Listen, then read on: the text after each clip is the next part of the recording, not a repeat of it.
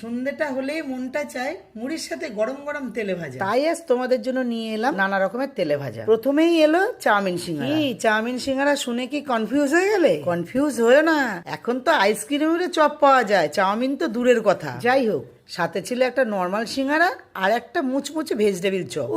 আজ মনে হয় সন্ধ্যেবেলা টিফিনটা জমে যাবে। এবার একটা বাটিতে সুরা ঢেলে নিলাম, সিঙ্গারাটা বেশ করে চুবিয়ে চুবিয়ে খাবো। প্রথমেই নিয়ে নিলাম ভেজিটেবিল চপ। যাই বলো, ভেজিটেবিল কিন্তু কিনে খেতে ভালো লাগে না, কাউরি বিয়ে বাড়ি হলে এবার মচ্ছি মনে করে খাওয়া যায়। ভেজিটেবিলটা টেস্ট করে দেখলাম বেশ ভালো ছিল। চলো এবার দেখে নেওয়া যাক চাউমিন সিঙ্গারাটা, যার দাম পড়েছিল মাত্র 10 টাকা। আমি তো প্রথম বুঝেই উঠতে পারছিলাম না যে চাউমিনের মধ্যে সিঙ্গারা না সিঙ্গারার মধ্যে চাউমিন। যা বাবা, ভাবলাম চাউমিন থাকবে, এ তো ম্যাগি। যাই হোক, আমি ক্ষমা করে দিলাম, তেলে ভাজা প্রেমী তো, তেলে ভাজার উপরে কি রাগ করে থাকা যায় বলো? চটপট করে নর্মাল সিঙ্গারাটা খেয়ে নিয়েই হাতে তুলে নিলাম চাউমিন সিঙ্গারা। কি এটার জন্য তো অপেক্ষা করে ছিলে, এবার টেস্ট করার পালা।